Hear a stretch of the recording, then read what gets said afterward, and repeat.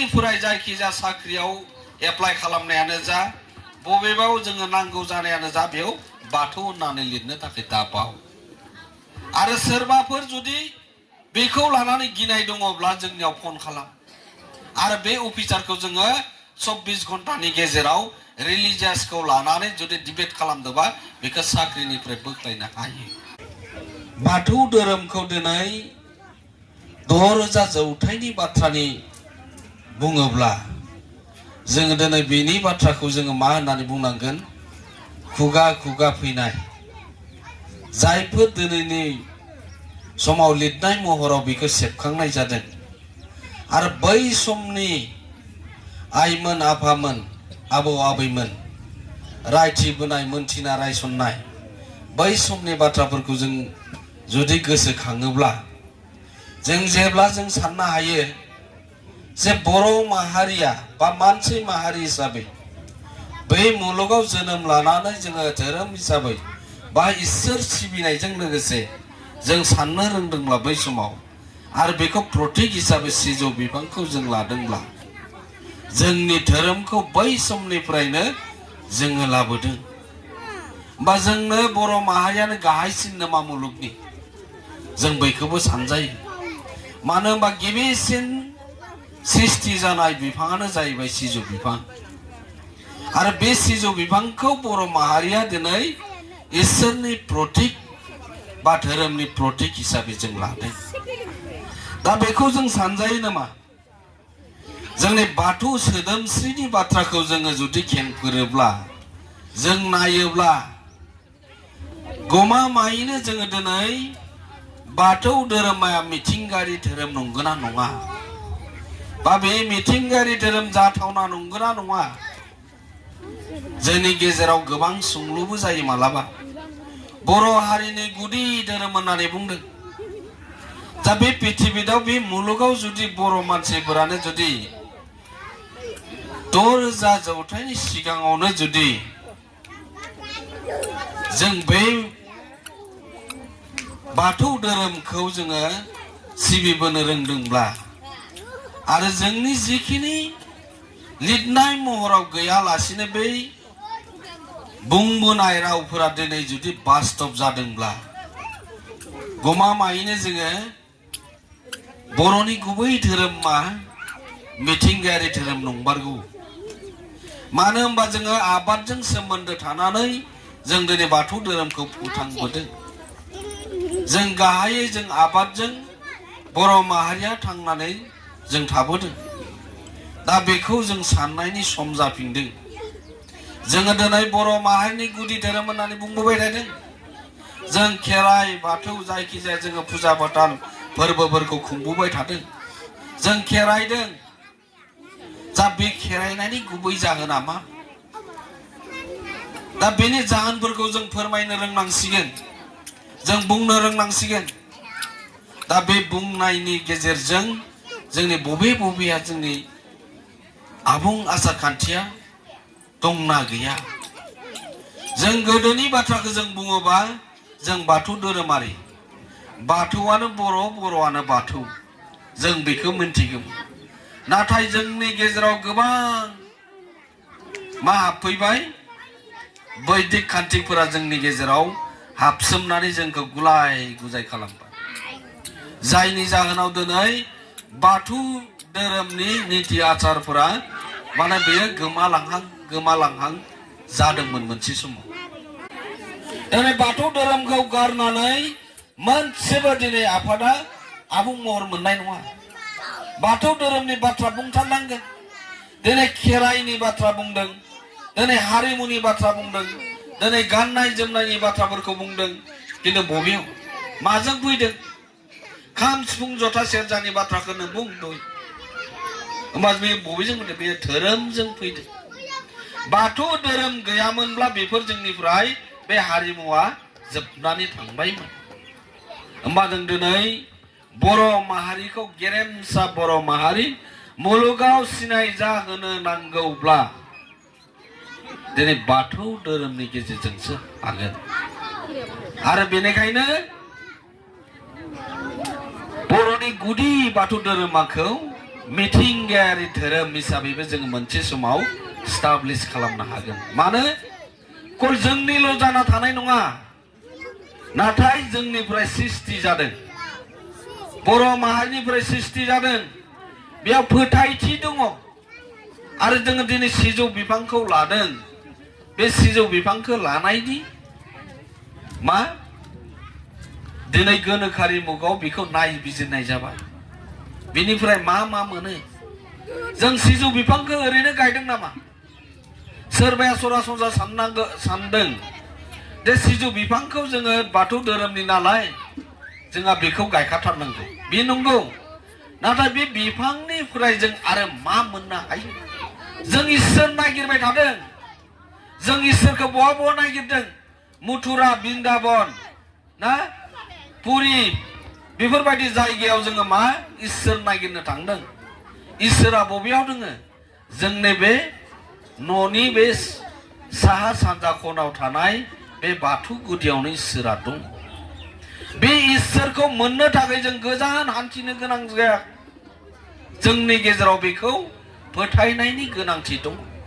आरो बेखौ जोङो बे सिजौ बिफाङा जोंखौ बेसेबां प्रटेक्शन होनानै दोनदों बेखौ जों मिथिनांसिगोन। बेयो जुदि गेरेमसा सिजौ बिफां फांसे थायोब्ला न'खराव जोंनि सार अन्थाइया 20 मिटार गोजानाव लागि गोग्लैनो हाया। जोङो गेरेमसा सिजौ बिफां फांसे थाथारनांगोन। आरो बेखौ सानफ्रोमबो आलारि बाथि सावनांगोन जोङो। मानो? उन्दै जोङो खुदियाफोरखौ जों लाफानानै आलारि बाथि जोङो जेवारि सावनो हानांगोन। बिगियाननि रुजुथायजों जों जाय जेवारिखौ सावो आरो जोंनि साखाथियाव थुलुंसि थायो आरो बेखौ जोङो माजों सावो? हाजों बानायनाय जेवारि, नंगौना नङा? जोङो बायनाय जेवारिफोरखौ जों लागाया। जोङो बे हानि, आरो बे हानियाव जोङो माखौनो थाव गुबै दोनो। बिनि जिथिया मोनाबिलि सम बा फुंबिलि समाव बिनि सेन्टआ जोंनि उन्दै खुदियाफोरनि जिथिया गन्थंजों हाबलांगोन, बिनि स्मृति शक्तिया बिराद स्ट्रं जायो। आरो बेजों 5 मिनिट जोङो जुदि खेरायनानै थायोब्ला जों मा जायो? बिनि स्मृति शक्तिखौ ओरैबायदि मोनसे स्ट्रंआव लाबोयो। दा बेनिखायनो जों बुंदों बर' हारिनि गेजेराव जों मा खालामनांगोन? बाथौ धोरोमखौ आरो गोदानै जांख्रिथाय लाबोनायनि गोनांथि जादों। दा मानो गोनांथि जादों? दिनैनि समाव गोदो जाबायदि लाबोदोंमोन, दिनैथ' एसेब्लाबो सोलाय सोल' जादों। माजों? मुगाजों।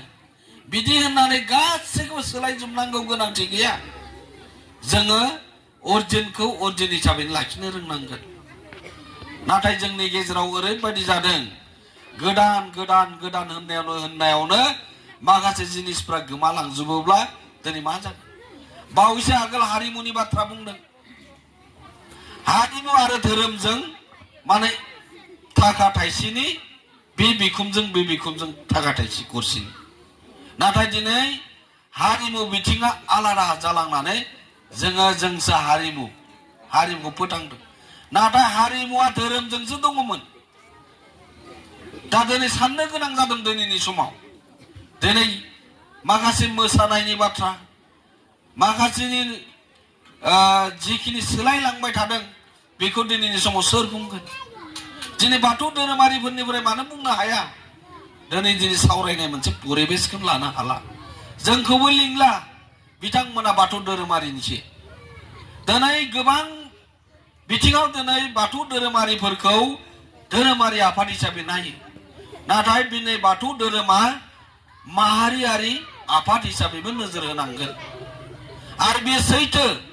दिनै जुदि बाथौ धोरोमखौ नागारनानै जुदि अन्य बेलेग सिन्था चर्चा खालामदोंब्ला बे मालाबा बबेबा समाव गाब्र'हैखाथारगोन। गोनांथि दङ। दिनै बेनिखायनो आसाम गभर्नमेन्टआ बे बाथौ धोरोमनि जाबायदि खामानि मावलांदों बेनिखायनो बाथौ धोरोमनि जिखिनि गावनि मोनथायखौ गावनि जिखिनि थांना थानाय आसार खान्थिखौ बजबनानै दिनैनि समाव मोजाङै लाखिबोनो हादों। खुनु धोरोम सोलायनायनि बाथ्रा गैया। गावनि इन्डिजिनियास हिसाबै बेखौ गावसोरा बजायनानै लाखिनो हादों आरो बेनो जाहैबाय बाथौ धोरोमनि गेजेरजोंसो। आरो बेनो गोबां बिबुंथिगिरि दङ। आं मोननैसो बाथ्राखौ नट खालामना लादों। दा बेखौ जोङो मावफुंलांनांगोन। मालाबा जों बुंबाय थायो बाथौजिमनि बाथ्रा, मिथिगौ ना? जोङो बाथौजिमनि बाथ्राखौ बुंबाय थायो, सानबाय थायो जेरैबायदि हिन्दु, ख्रिस्टान, मुस्लिम ना सिख बेबायदि जों सानबाय थायो। नाथाय जोङो मा सरासनस्रा जों हिन्दु होननानै बुंना लायो। बुंना बुङा? जोङो गमामायैनो हिन्दु नंमारगौ ना बाथौ? बाथौ ना हिन्दु? जों आखाइ थिखांलाय। बाथौआसो साबेसे? हिन्दुआलाय? हा? हिन्दुबो दोङो जां माथो दे, हिन्दुबो दोङो माथो। हा? दा जोंनिया बेनो गन्डगला बे। मानो होनबा जों बुजि मोनाखै। मानो होनबा गोबां समनिफ्रायनो जों बेनि सायाव सिन्था सरसा खालामनानै खामानि मावगासिनो दङ। जोंनो भारत गभर्नमेन्टआ जोंनो मोनसे संबिधाननि मोनथायखौ होनानै दोनदों। माबायदि होनानै दोनदों? जोंसो बाहायाखै आरो आबै आबौमोना बाहायदोंमोन। मानो होनबा 2011 सननि आगोलाव 3,75,000 बाथौआरि दंमोन आरो बै आगोलाव। नाथाय 2011 सननि जिथु सेन्सासआव 1.33 माने 1,33,000ल'सो बाथौआरि। बहा गोमा जाखो दालाय दा? सोरबा मन'बाय नामा जोंखौ? मन'दो निस्सय, नङा होमबा? ना थैजोब्बाय जोङो? बे 10 बोसोराव थैजोबदों नामा? थैजोबाखै। जोंखौ पलिसि खालामनाय जादों आरो बे पलिसिखौ जों मोनथियाखै। बिराद गिदिर पलिसि जे जोङो मोनसे हिन्दु, ख्रिस्टान, मुस्लिम होननाय मोनसे बे कलम, दा डिजिटेल पर्टेल कलम होननानै बुङो बेखौ। बेबायदि कलम फैयो दानिया अनलाइन एप्लाइ खालामबा। आरो बिनि सिङाव मा थायो? आदार्स थायो। बे आदार्स थायोब्ला जों आदार्स नङा होननानै साननानै लायो, नङा होमबा? डाइरेक्ट थांनानै हिन्दुआव हाबना थायो। मन' जालायबायना जों दानिया हिन्दुजों। दा बेहाय लेखा गोरों मानसिफोर दङ। दा लेखा गोरों मानसिफोराबो जुदि गन्डगल खालामोबाथ' आरो रासिन गन्डगल जालांगोन दा। दा जोङो बे आदार्सआव जोंनो भारत गभर्नमेन्टआ संबिधाननि मोनथायखौ होनानै दोनदों। जोंखौ बुंदों, आं खेबब्रै थांबाय RGI कमिसनाव जों सावरायनो दिल्लीयाव। बेहाय जोंनो लास्टआव मोनसे बाथ्राखौ बुंदों, नोंथांमोननि जिखिनि सिस्टेम बेखौ नोंथांमोननो होनानै दोनदों, नोंथांमोनासो बाहायनाय जायाखै होननानै बुंदों। दा बाहायनाय जायाखै होननानै बुंदों। दा बाहायनाय जायाखैबा माबे सार होनना बुंबाय? बे आदार्सआव नोंथांमोननो फुल पावार होनानै दोनदों। नोंथांमोना बे आदार्सआव थांनानै नोंथांमोना क्लिक खालामनांगौ बाथौजिम होननानै। नायदो होमबानो सोर साबैसा बेबायदि खालामदों? खालामाखै। जोंनि फरायनो थांनायनि थाखाय एडमिसनाव बेहायबो खालामाखै। बहाबा साख्रिनि अनलाइन बेहायबो खालामाखै। गासैबो हिन्दुआवनो खोख्लैजोबनानै दोनदों। जोङो बेनि सायाव बाथौजिमनि सायाव एवारनेस लानो गोनां जाबाय। मानो? बाथौजिमखौ मोननांगौब्ला 5 लाखनिफ्राय 10 लाख जानांगोन, होमब्ला मोनगोन। आरो बेयाव भारतआव जोङो मोननैल' जनगोष्ठीया दा माने डिमान्डिं, माने जों एप्लाइ खालामनानै दोनदो। जोङो मा गावबा गाव जनगोष्ठीनि मा रिलिजियास कलमखौ मोननांगौ। जोङो दिनै केरेलानि कर्नाटकनि लिंगा होननाय मोनसे जनगोष्ठी दोङो। बिथांमोना 20 बोसोर जाबाय, दिनैसिम मोनाखै। मानो मोनाखै? बिसोरनि भाषाया गोमाबाय, गाननाया गोमाबाय, आसार खान्थि गोमाबाय, जेनेरेल माने बे ओनसोलनि जालांनो नागिरदों दा जोंनिया नाम्बार 1 आव दङ जों दिनै मात्र 6 बोसोरल'सो जादों जोंनि बिनाया दाबिदारा नाथाय जोंनो गोदोनो होना दोनदों बेखौ जोङो फिलआप खालामदोंमोन मालाय गोदोनि जोंनि बाथौ सिबियारिफोरा नाथाय दा बियो गोदान जोङो मेम'रेन्डाम होनाया दासो 6 बोसोर जादों दा 6 बोसोराव जोङो नाम्बार 1 आव दङ गाबोन गभर्नमेन्टआ मोननांगौ होनना बुंबा जोङो गासै क्लियार जानानै दङ दा बेवहाय मावनांगौआ माबायदि जों सोरखौ नेनो भारत गभर्नमेन्टआ दिनैनि समाव ओरैबायदि पलिसि लादों जायखौ बिथांमोना दिनै रिलिजियास कलम होनायाव गैयाबा जों दिनैनि समाव मा मावनो जोंबोथ' पलिसि खालामनांगोन ना दाना जों पलिसिनि नङा जोङो राइट जोंनि मोननांगौ भारत गभर्नमेन्टआ संबिधानखौ जोंनो होदोंब्ला जों बे संबिधाननि राइटखौ जोङो दिनै लानो रोंनांगोन आरो बे लानो रोंनांगौआ बबेनिफ्राय फैसिगोन दाना जुदि जेनेरेल सेन्सास जायाबोबाबो दिनैनि गभर्नमेन्टआ सेन्सासखौ खालामगासिनो दङ मोजाङै खोनासंना ला दिनैनि समाव सेन्सासआ जागासिनो दङ मानो आधार लिंक जादों माजों रेशनजों जादों बेनि बार्थ सार्टिफिकेटजों जादों दा दिनै आसानिफ्राय जोङो मोनसे अंगनाबादि थानायबा मोनसे बाथ्राखौ बुंगौमोन आङो बिथांमोना गैयि नालाय बुङासै थेवबो बुंना गालांगोन दा आसाफोरा दिनै बुंबाय प्रेगनेन्सिखौ नाम्बार 1 आव बिथांमोना खामानि मावनांगौब्ला जोङो जुदि जोंनि न'खराव जोङो दिनै सोरनिबा बाय बाहागियानो जा सोरनिबा न'खरावनो जा सासे गथ' जोनोम जानाय लोगो लोगो दिनै आसाया गोबां दायित्व थायो आरो बे न'खरजों आरो हस्पिटालजों गोबां कानेक्सन थायो दिनै अनलाइन सिस्टेम जाबाय दानिया अनलाइननि गेजेरजों दिनै बार्थ सार्टिफिकेटआ ओंखारो दाना बार्थ सार्टिफिकेटखौ दिहुनथारनांगौ दा बेहाय जोङो मास मोनसेनि